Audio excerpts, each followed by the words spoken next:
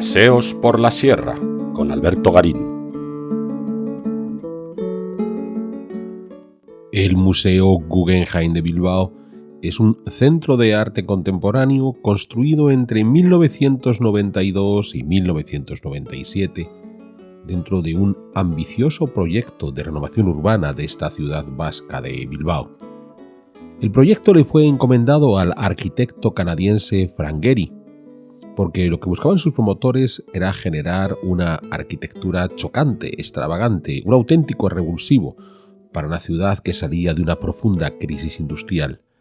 Y Gehry ya había demostrado su capacidad para generar esculturas colosales en sus arquitecturas, como podemos ver en el proyecto del Museo Vitra, realizado entre 1987 y 1989, o el Walt Disney Concert Hall en Los Ángeles, que ya estaba proyectado antes del Guggenheim y cuyas formas recuerdan mucho a este Guggenheim, y que posiblemente fue la idea definitiva que llevó a estos promotores públicos del Guggenheim de Bilbao a contactar y contratar a Gehry. Solo que Gehry aprovechó la ocasión, puesto que lo que eran unas formas, insisto, atrevidas, las va a convertir en el caso de Bilbao en todo un recordatorio de la propia estructura de la ría, que era esencialmente, hasta finales de los 80, un espacio de circulación, de navegación para los barcos que hacían entrar y salir todo el material relacionado con la gran industria siderúrgica bilbaína, que, como decía antes, había entrado en crisis en los años 80 y que ahora había dejado a esas orillas de la ría nada más que grandes montones de fábricas abandonadas o de montones de escoria, dentro de los cuales esta volumetría tan atrevida de Gehry, lejos de ser chocante, parecía una fábrica más abandonada. De ahí la importancia que el arquitecto le puso a recubrir todo su conjunto, o la mayor parte del mismo, con placas de titanio, de modo que esa llamada evidente a las fábricas siderúrgicas preexistentes quedaba bien plasmada. Hemos de pensar que esto no estaba previsto en el proyecto del Walt Disney Concert Hall. A partir de ahí, la evolución del proyecto fue muy atrevida, porque sobre las maquetas que dibujaba a mano Gehry se aplicó un sistema informático muy en boga en su momento, que sigue siendo utilizado, el CATIA, que es el que terminó de ajustar la arquitectura para que pudiera ser construida. Ya no solamente era cuestión de generar arquitecturas más o menos extravagantes, sino que había que hacerlo de una manera que fuera posible poder resolver el reto arquitectónico que Gehry planteó. Pero recordemos, la idea inicial fundamental en ese año 1992 era desarrollar un centro de arte contemporáneo que pudiera convertirse en un revulsivo para la ciudad de Bilbao, pero insertarlo en un área industrial degradada, esa ría del Nervión, que es lo que va a hacer Gehry de nuevo al generar lo que en realidad no era más que algo a medio camino entre una de esas fábricas oxidadas y abandonadas o los grandes barcos que subían con los productos, subían y bajaban por la ría, con los productos siderúrgicos.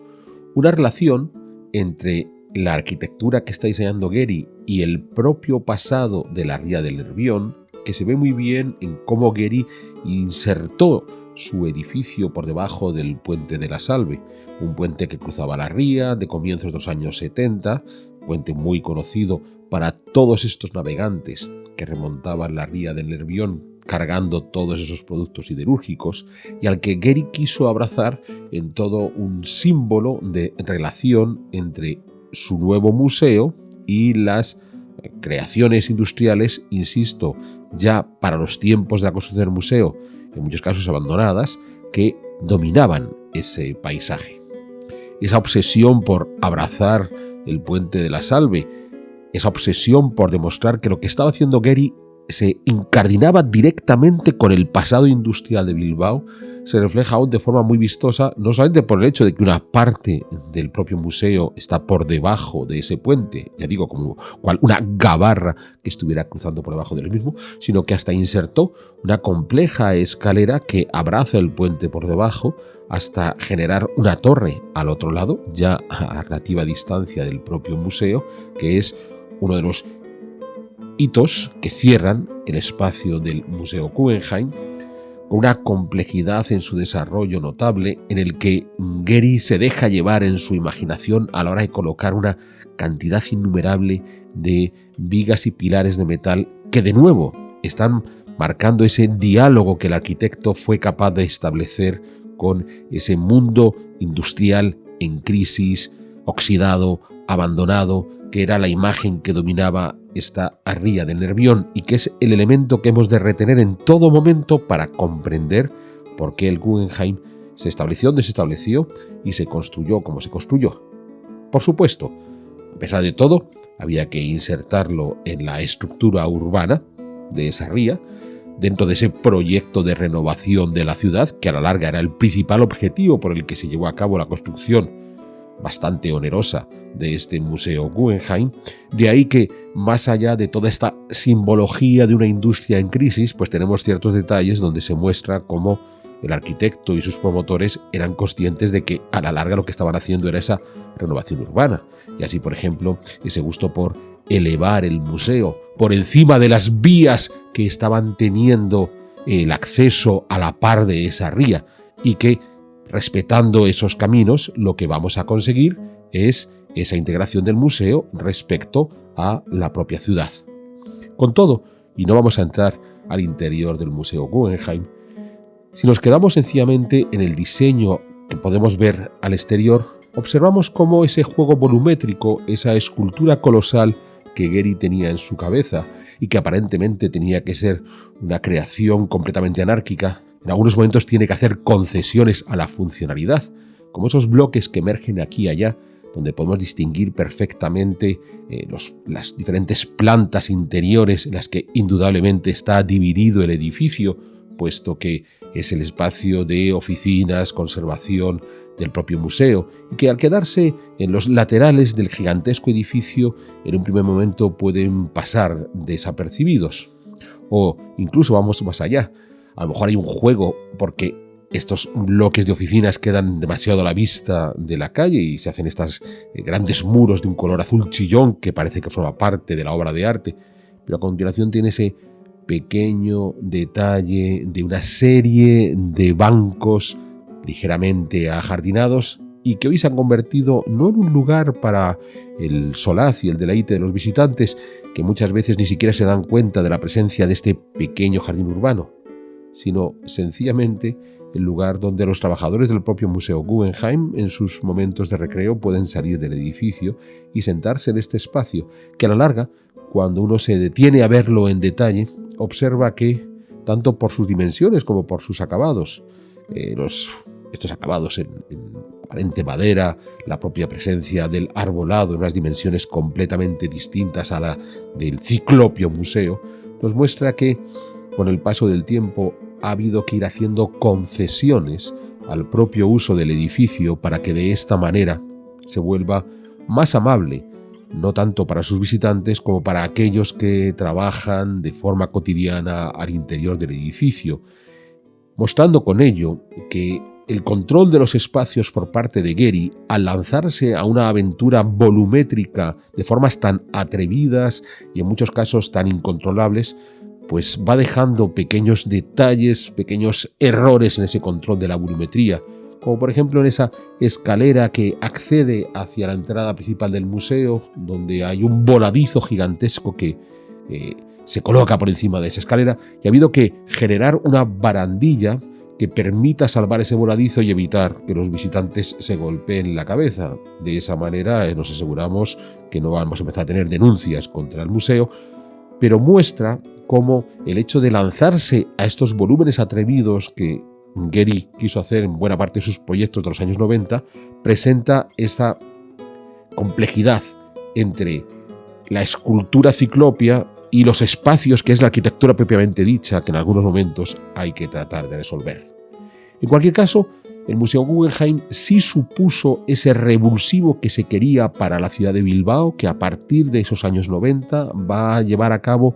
sus autoridades municipales, pero también los propios emprendedores bilbaínos, una renovación completa, sobre todo del área de la ría, donde es muy fácil encontrar un montón de edificios contemporáneos. Hablábamos de las autoridades, porque ellos también son los que van a apoyar la construcción de una pasarela peatonal conocida popularmente como el Puente de Calatrava, cuya construcción se comenzó en paralelo con la del Guggenheim, o más interesante, las de las Torres Isozaki muy posteriores, ya del 2008, que se convertían en una entrada monumental hacia el casco histórico de la ciudad, cruzando a través de los viejos edificios industriales, muchos casos de finales del XIX, cuyas fachadas se han podido conservar como la última y pequeña envolvente de esta gigantesca construcción que son estas dos torres levantadas, estas dos torres de oficinas y apartamentos levantadas por este arquitecto japonés, Isozaki, que en muchos casos lo que pretendía era generar un hito añadido a los previos como el Guggenheim o el Puente de Calatrava en esta renovadísima ciudad de Bilbao, pero al tiempo de una forma, entre comillas, amable con la ciudad, porque más allá del gigantismo de las torres, que tampoco choca por el lugar en el que están ubicadas, se convirtieron en una puerta monumental que permitía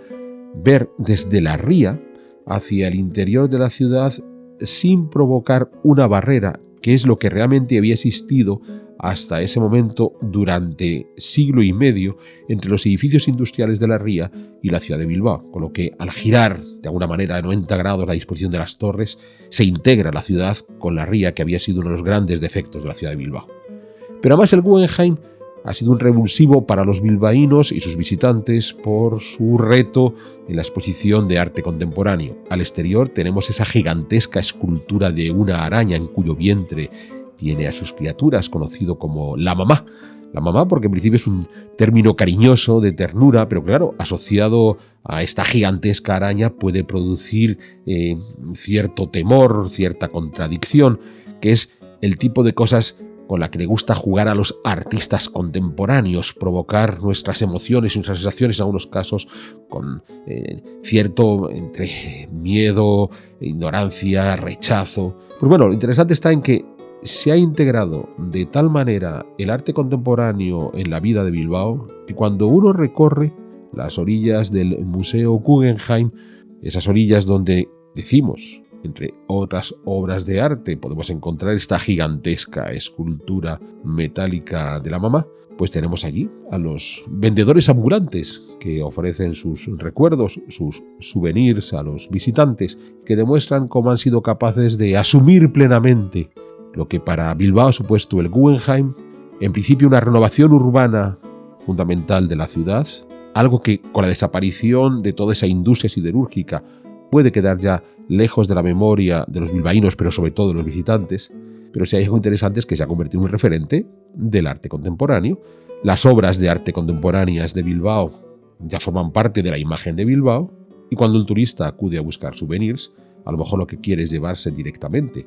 una pequeña muestra de ese arte contemporáneo, como por ejemplo estas arañitas de metal que los subsaharianos que venden los souvenirs a las afueras del museo fabrican ellos mismos con alambre y tenazas.